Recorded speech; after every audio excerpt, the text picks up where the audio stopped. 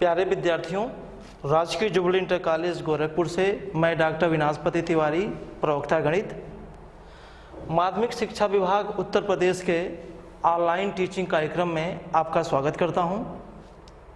आज हम लोग कक्षा 11 के विषय गणित अध्याय 10 सरल रेखाएं अर्थात स्ट्रेट लाइंस के प्रथम भाग का अध्ययन करने जा रहे हैं।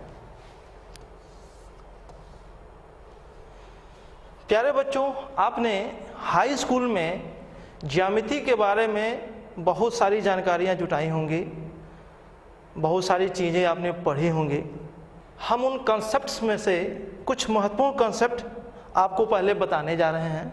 इसमें सबसे पहला चीज़ है एक्स अक्ष, वाई अक्ष और मूल बिंदु। देखिए, आपने पढ़ा होगा हाई स्कूल में कि दो सीधी रेखाएं यानी सरल रेखाएं जो एक दूसरे पर 90 डिग्री का कोण बनाती हों, उसमें से इस क्षैतिज रेखा को हम लोग एक्स अक्ष कहे थे, ऊर्ध्वाधर रेखा को हम लोग वाई अक्ष कहे थे। साथ ही आप लोगों ने ये भी देखा होगा कि जहाँ ये दोनों अक्ष एक दूसरे को प्रतिच्छेदित करते हैं उनको कहा जाता था मूल बिंदु O। इसके बाद आपको बताया गया होगा कि एक्स अक्ष की इधर की दिशा प्लस होती थी, लेफ्ट वाली दिशा माइनस होती थी, ऊपर की दिशा y का प्लस दिशा होता था, मूल बिंदु के नीचे की दिशा y की निगेटिव दिशा होती थी। साथ ही आपने भी पढ़ा होगा कि प्रथम चतुर्थांश, ये द्वितीय चतुर्थांश, ये तृतीय चतुर्थांश, ये चतुर्थ चतुर्थांश यानी कि फोर्थ क्वाड्रेंट। इसके बाद आप लोगों ने बिंदु के निर्देशांक के बारे में पढ़ा होगा, यानी कोऑर्डिनेट ऑफ पॉइंट, इसके बारे में भी बहुत अच्छी जानकारी लिया होगा। जैसे कहीं लिखा हो 2,5, तो आपको बताया गया होगा कि इसमें जो पहला पार्ट है वो x रिप्रेजेंट कर रहा है, दूसरा पार्ट जो है y रिप्रेजेंट कर रहा है। दो कहाँ है? तो x अक्ष के धन दिशा में 2 इकाई की दूरी, सपोज करिए ये 1 ये 2। उसके बाद y की वैल्यू लिखा है 5 प्लस 5 है, इसका मतलब y के धनात्मक दिशा में 5 इकाई दूरी। तो कितना? 1 2 3 4 5, यही पॉइंट है 2,5, जिसके बारे में आप लोगों ने विस्तृत रूप से सीखा होगा। अगली बात, पहले चतुर्थांश में आप ध्यान देखेंगे x और y दोनों धनात्मक था, तो अगर हम कोई बिंदु इसमें लिखेंगे तो वो हमेशा प्लस कामा प्लस के रूप में आएगा। द्वितीय चतुर्थांश में चलें तो आप देखेंगे x ऋण दिख रहा है, y प्लस दिख रहा है। इसका मतलब अगर द्वितीय चतुर्थांश में कोई बिंदु लिखेंगे, उसका निर्देशांक लिखेंगे तो किस टाइप का दिखाई देगा? माइनस कामा प्लस, मतलब x कोऑर्डिनेट ऋण होगा और y कोऑर्डिनेट धन होगा, प्लस होगा। अगर तीसरे चतुर्थांश में चलें तो देखेंगे x ऋण दिख रहा है, y भी ऋण दिख रहा है, यानी तीसरे चतुर्थांश के जो बिंदु होंगे वो होंगे किस प्रकार के? माइनस कामा माइनस प्रकार के होंगे, यानी x कोऑर्डिनेट ऋण होगा, y कोऑर्डिनेट भी ऋण होगा। साथ ही अगर चौथे कोऑर्डिनेट में हम चलें तो आप देखेंगे x प्लस दिख रहा है, y माइनस दिख रहा है, तो इसके पॉइंट किस रूप में होंगे? प्लस कामा माइनस प्रकार के होंगे। तो इन सारी बातों को आपने पढ़ लिया है। साथ ही हम कुछ और चीज़ें आपको जोड़ना चाहते हैं जिसको आपने हाई स्कूल में पढ़ लिया है। इसमें पहला नाम है दो बिंदुओं के बीच की दूरी, डिस्टेंस बिटवीन 2 पॉइंट्स। हम यहाँ दो बिंदुओं के बीच की दूरी निकालने जा रहे हैं। दो बिंदु किस रूप में है? निर्देशांक रूप में है, यानी दोनों बिंदुओं के निर्देशांक दिए गए रहेंगे। सपोज करिए कि एक पॉइंट है P x1 y1, दूसरा पॉइंट है Q x2 y2। आपसे पूछा जाए कि बीच की दूरी बताइए, यानी PQ बताइए, तो PQ कैसे बताएंगे? PQ बराबर under root x1 minus x2 का square plus y1 minus y2 का स्क्वायर। एक बात का बच्चों आप ध्यान देंगे, यहाँ पे आपको x अक्ष y अक्ष नहीं दिखाया गया। तो क्या x अक्ष y अक्ष नहीं है? गलत, x अक्ष y अक्ष है, उसको यहाँ शो नहीं किया गया। अगर ये बिंदु Px1 y1 और Qx2 y2 लिखा गया है, निर्देशांक रूप में लिखा गया है, इसका मतलब ये हुआ कि निर्देशांक अक्ष x अक्ष y अक्ष जरूर होंगे। यहाँ पे x अक्ष y अक्ष दिखाया नहीं गया है, लेकिन x अक्ष y अक्ष है। जहाँ कहीं भी किसी बिंदु का निर्देशांक लिखा है, वहाँ पे x अक्ष y अक्ष मूल बिंदु हैं। आपने उसको प्रदर्शित किया है कि प्रदर्शित नहीं किया है, ये बात की बात है। आप चाहें तो ऐसे ही आप बना लें और पहले क्वाड्रेंट में आप इसको दिखा लें। अब x1 y1 x2 y2 का मान धन और ऋण होगा, उसी हिसाब से पॉइंट अपने अपने चतुर्थांश में सेट हो जाएंगे। इस पर एक उदाहरण लेते हैं। बिंदु 5,3 और 4,1 के बीच की दूरी ज्ञात करें। देखिए बच्चों, यहाँ x y दोनों प्लस है, यहाँ 4 और 1 देखिए दोनों प्लस है। इसका मतलब ये दोनों बिंदु किस चतुर्थांश में है? ये दोनों बिंदु फर्स्ट चतुर्थांश में है, पहले क्वाड्रेंट में है। आप अगर इनका फिगर बनाना चाहेंगे तो इन दोनों बिंदुओं को कहाँ दिखाएंगे? पहले चतुर्थांश में ही आपको दिखाना है। P 5,3 और Q 4,1 ये दोनों बिंदु हो गए। इन दोनों की बीच की दूरी आपको दिखाना है। तो देखिए PQ सूत्र हमने पढ़ा क्या? अंडर रूट x1 के जगह पे 5, y1 के जगह पे 3, x2 के जगह पे 4, y2 के जगह पे 1। फार्मूला लगाइए, क्या फार्मूला था? x1 माइनस x2 का square plus y1 minus y2 का स्क्वायर अंडर रूट क्या होगा? 5 माइनस 4 का स्क्वायर प्लस 3 माइनस 1 का स्क्वायर।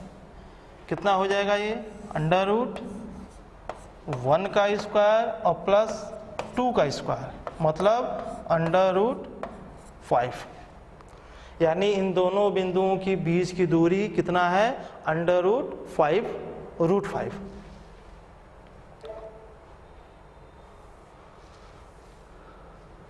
अब बच्चों एक चीज और जिसे आपने हाई स्कूल में पढ़ा है, अंतः विभाजन यानी इंटरनल इंटरसेक्शन।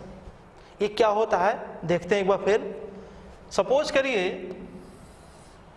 कि दो बिंदु हैं, एक है P और एक है Q। इन दोनों बिंदुओं को मिलाने वाली रेखाखंड PQ लिखा है।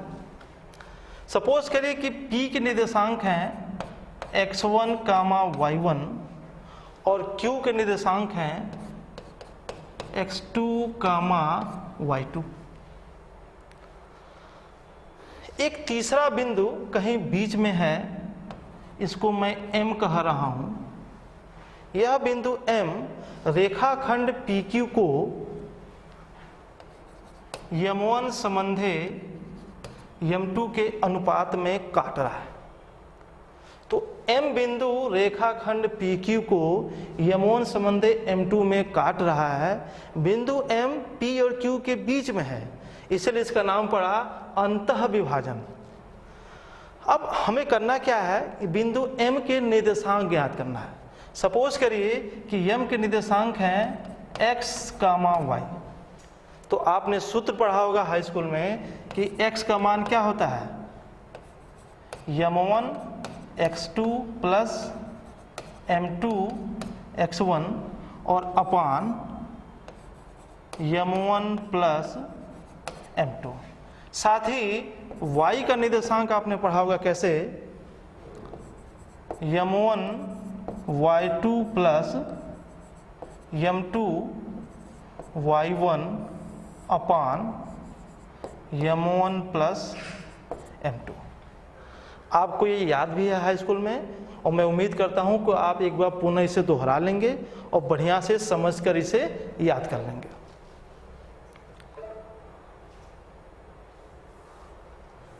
अगली चीज बच्चों, मध्य बिंदु का निर्देशांक, कोऑर्डिनेट ऑफ मिड पॉइंट। देखिए बिंदु P है, बिंदु Q है, इन दोनों को मिलाने वाली रेखाखंड PQ है। बिंदु P का निर्देशांक दिया गया है x1, y1। बिंदु Q का निर्देशांक दिया गया है x2, y2। ध्यान देंगे मध्य बिंदु का निर्देशांक, हमें P और Q के ठीक बीच में एक बिंदु ज्ञात करना है, या यूं कहें हमें मिडिल में बीच में एक बिंदु M ज्ञात करना है जो PQ को बराबर अनुपात में काटता हो। पिछले आर्टिकल में यहाँ M1 M2 लिखा हुआ था, यहाँ ये दोनों बराबर है, यानी अगर हम चाहें तो एक संबंधी एक भी कह सकते हैं। तो अब आपसे पूछा जा रहा है कि M के निर्देशांक ज्ञात कीजिए। तो अगर M के निर्देशांक हम x, y मान लें, तो आपने इसको भी हाई स्कूल में पढ़ा है कैसे। x कितना होगा, x1 प्लस x2 बटे 2, और y कितना था, y1 प्लस y2 बटे 2। अंतः विभाजन वाले सूत्र में यदि m1 बराबर m2 कर दें तो बिंदु M ठीक बीच में आ जाएगा, यानी कि हम पिछले आर्टिकल में अंतः विभाजन वाले आर्टिकल में अगर m1 बराबर m2 कर दें तो ये सूत्र हमें प्राप्त हो जाएगा। इसे भी बच्चों आप लोग बढ़िया से तैयार कर लीजिएगा।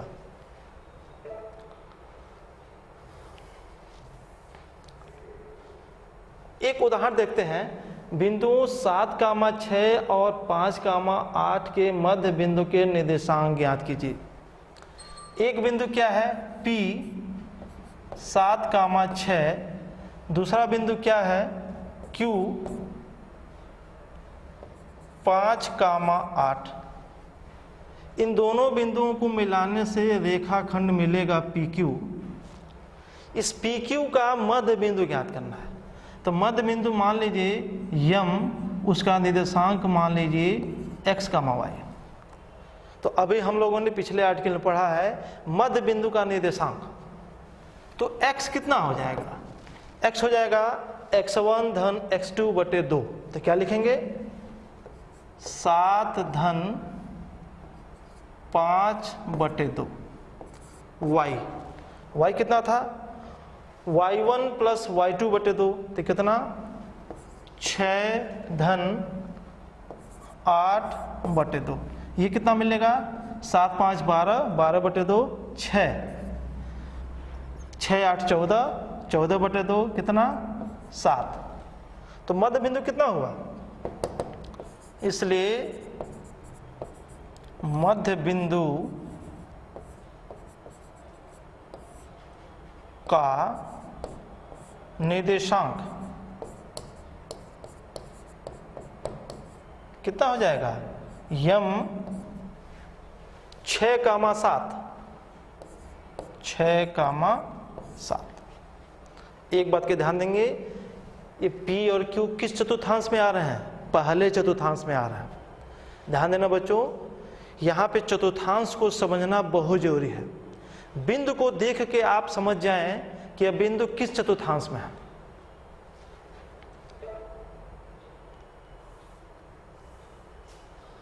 अगली चीज जिसे भी आपने हाई स्कूल में पढ़ा होगा, त्रिभुज का क्षेत्रफल। त्रिभुज में 3 शीर्ष होते हैं, यहाँ तीनों शीर्षों के निर्देशांक दिए गए रहेंगे। मानिए कि हम त्रिभुज बनाते हैं कैसे। त्रिभुज है, इसका एक शीर्ष है A, निर्देशांक है x1, y1। दूसरा शीर्ष है B, निर्देशांक है x2, y2। तीसरा शीर्ष है C, निर्देशांक है x3, y3।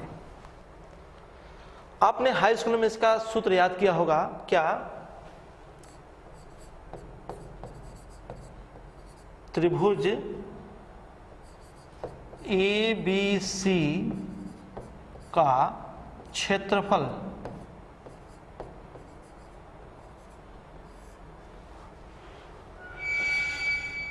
बराबर क्या होता है, 1/2 x1 y2 minus y3 plus x2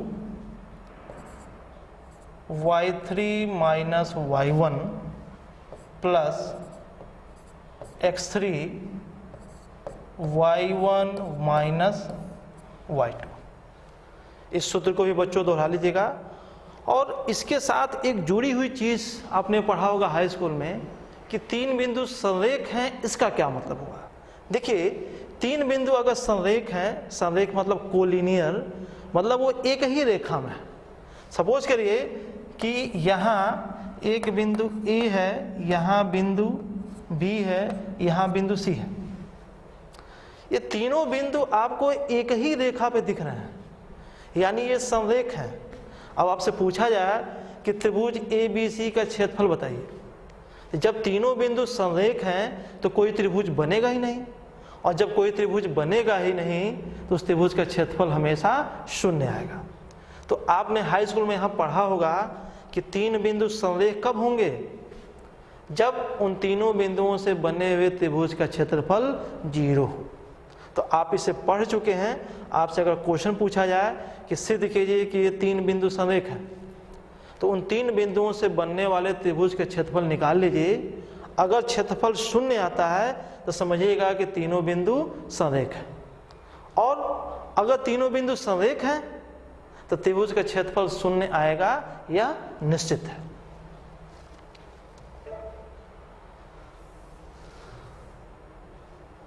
अब बच्चों, नई चीज जो आपके कक्षा 11 के कोर्स से है, क्या, रेखा की ढाल या प्रवणता, बहुत ही महत्वपूर्ण चीज है।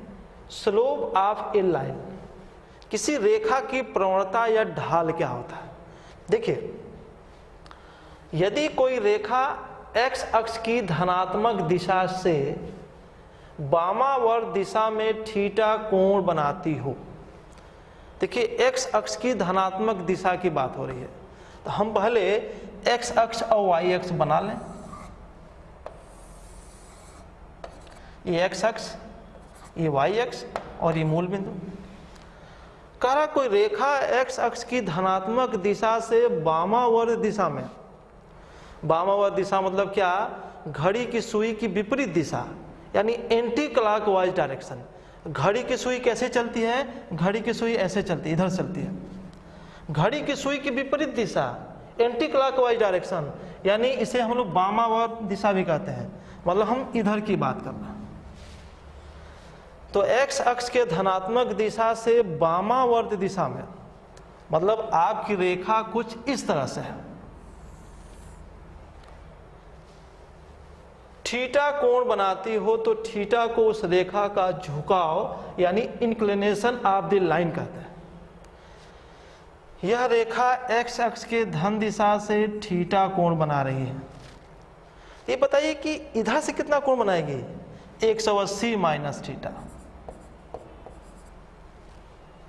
तो जो थीटा आपको ये दिख रहा है थीटा, इस थीटा को रेखा का झुकाव यानी इंक्लिनेशन कहते हैं। आप इसे याद रखिएगा। आगे कहा जा रहा है, तथा टेन थीटा को उस रेखा की प्रवणता या ढाल कहते हैं। ध्यान देंगे, प्रवणता शब्द, इसे हम स्लोप कहते हैं। अब यह रेखा जो कोण थीटा बना रही है, इस थीटा कोण का आप टेन ले लीजिए। तो टेन लेने के बाद जो आपको टेन थीटा दिखाई देगा, यह टेन थीटा ही उस रेखा की प्रवणता कहलाते हैं।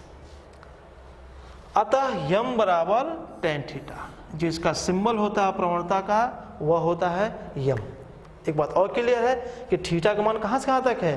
थीटा का मान यहाँ देखिए x एक्सिस, थीटा का मान 0 होगा, और कहाँ तक 180, यानी थीटा का मान यहाँ 0 से 180 तक लिया गया है। कहाँ, परिभाषा देते समय। मान लीजिए कि कोई रेखा x अक्ष के धनात्मक दिशा से वामावर्त दिशा में 30 डिग्री का कोण बनाती है, तो उस रेखा का झुकाव कितना होगा।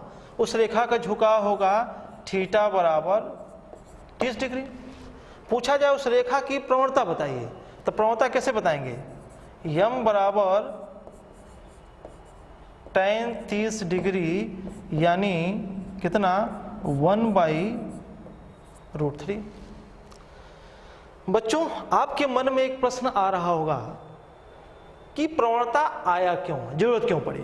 हमारा काम तो कोण से ही चल जा रहा था। देखिए, हम अगर कहें कि एक रेखा एक्स अक्ष के धन दिशा से एंटी क्लॉकवाइज डायरेक्शन में यानी वामावर्त दिशा में 30 डिग्री का कोण बना रही है, और हम फिर कहें एक रेखा की प्रवणता 1/√3 है, कहने में कौन आसान है, 1/√3। मतलब जिस चीज को हम 2 लाइन में कहेंगे उस चीज को 2-3 शब्द में बोल देंगे, क्या कि एक रेखा की प्रवणता 1/√3 है। 1/√3 प्रवणता कह देने से उस रेखा के बारे में यह जानकारी मिल जाती है कि वह रेखा एक्स अक्ष से किस एंगल पर झुका हुआ है।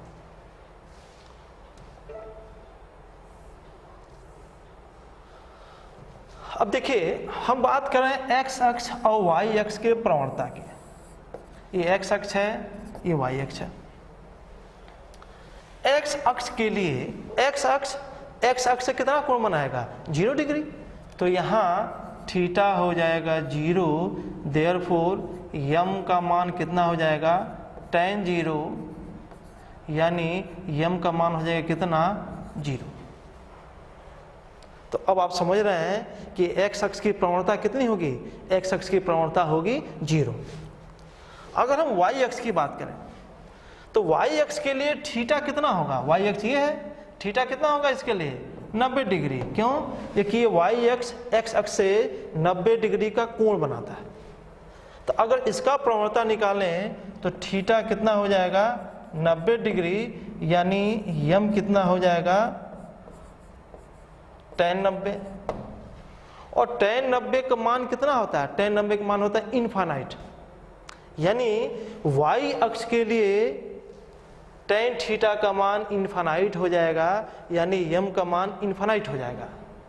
तो याद रखिएगा, x अक्ष की प्रवणता 0 और y अक्ष की प्रवणता परिभाषित नहीं है, या इन्फिनिटी आप बोल सकते हैं।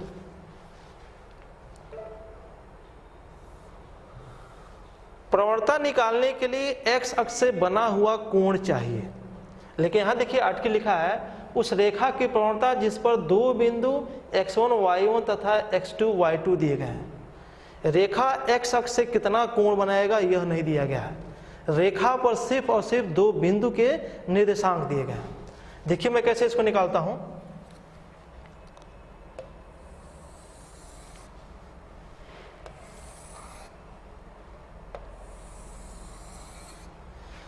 देखिए बच्चों, ये x अक्ष है और ये y अक्ष है। ये मूल बिंदु है 0 0, मूल बिंदु का निर्देशांक होता है 0 0, आपने पढ़ा होगा हाई स्कूल में। अब एक बिंदु मैंने लिया यहाँ P और एक बिंदु लिया मैंने यहाँ Q। कहा गया है कि 2 बिंदु x1 y1 और x2 y2 दिए गए हैं। तो बिंदु P का निर्देशांक मैं मानता हूं कितना, x1 y1, और Q का निर्देशांक मानता हूं x2 और y2। रेखाखंड PQ को पीछे बढ़ाया गया है। यह रेखाखंड आगे जाके x अक्ष को मान लीजिए कि A पर मिलता है। अब यह रेखाखंड AQ x अक्ष से कितना कोण बना रहा है, ये कोण बना रहा है थीटा। अब आपसे पूछ दिया जाए इस रेखा की प्रवणता बताइए या रेखाखंड PQ की प्रवणता बताइए, तो क्या होगा, tan थीटा। यानी अब हमें tan थीटा के बारे में बात करनी है। एक काम करते हैं, बिंदु P से x अक्ष पे लंब डाल देते हैं और बिंदु Q से x अक्ष पे लंब डाल देते हैं। मान लीजिए कि P से डाला गया लंब x अक्ष पर B पे मिलता है और ये लंब x अक्ष को C पर मिलता है। बिंदु P से इस रेखाखंड QC पे भी लंब डालते हैं, ये मान लीजिए जाके मिलता है इस रेखा को D पर मिलता है।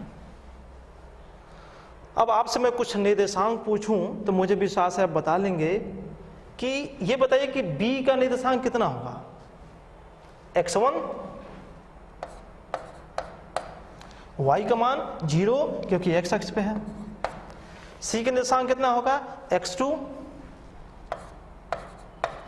y का मान 0। ध्यान दीजिएगा, ये q x2 y2 है, तो x अक्ष की दिशा में x2, y अक्ष की दिशा में y2।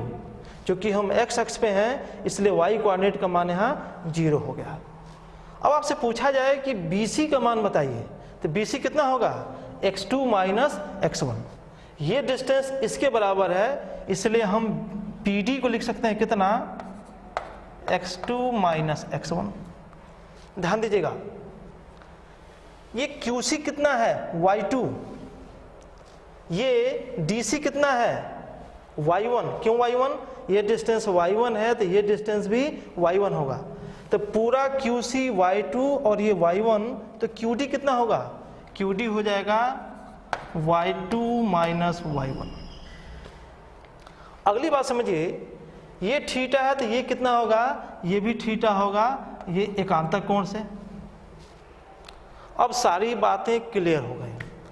अब हम बात करें कि ट्रायंगल PDQ में, PDQ में अगर हम tan थीटा ले लें तो कितना होता है, लंब बटे आधार। लंब कितना है, QD, और आधार कितना है, PD। तो कितना हो जाएगा, ये दिख रहा है कितना, y2 माइनस y1 और अपान x2 माइनस x1।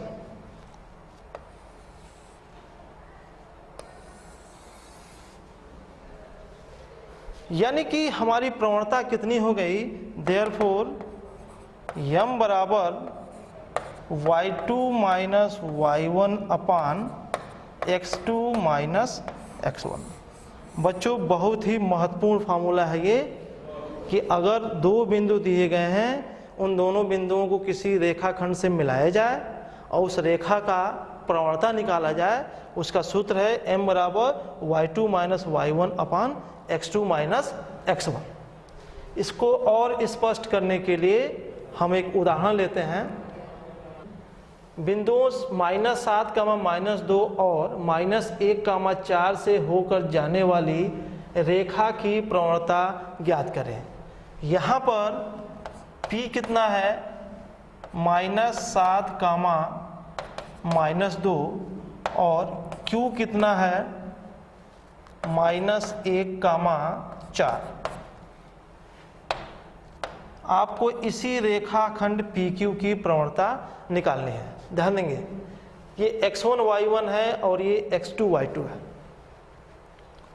तो प्रवणता m कितना होता है, y2 माइनस y1 अपान x2 minus x1। y2 minus y1 मतलब कितना, 4 माइनस 2, कितना हो जाएगा, 4 माइनस 2 अपान x2 माइनस x1, -1 -7, तो -1 -7 कितना हो जाएगा, अंश में 6 और नीचे हो जाएगा 6 यानी 1। तो क्या होगा, देयरफॉर m बराबर 1। बच्चों अब आपसे सवाल कैसे और पूछा जाता है, इस प्रश्न का तो उत्तर आ गया 1, लेकिन अब आपसे यह पूछ दिया जाए कि दो बिंदुओं को मिलाने वाली रेखा PQ x अक्ष से कितने डिग्री का कोण बनाएगा। देखिए m का मान आ गया 1, तो tan थीटा का मान आ गया 1, तो थीटा कितना हो जाएगा, 45 डिग्री। यानी इस प्रवणता से हम यह बता सकते हैं क्या, दिस इम्प्लाई m बराबर tan थीटा बराबर 1 यानी थीटा बराबर 45 डिग्री। इसमें कहीं कोण की बात नहीं की गई थी, लेकिन प्रवणता वो फैक्टर है जिसकी वजह से हमने यह पता लगा लिया कि इन दोनों बिंदुओं को मिलाने वाली रेखा x अक्ष से 45 डिग्री का कोण बनाएगी।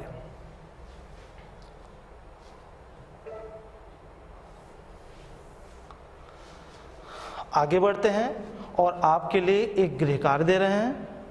आपके सामने गृह कार्य लिखे हैं, 3 प्रश्न हैं। तीनों ही प्रश्न आज हम लोगों ने जो पढ़ा है, जो सीखा है, उसी पे आधारित हैं। मुझे पूर्ण विश्वास है कि इन तीनों प्रश्नों का सलूशन यानी जवाब आप बड़े आसानी से निकाल लेंगे। बहुत जल्द हम सरल रेखाओं के द्वितीय भाग के साथ प्रस्तुत होंगे। Okay, thank you.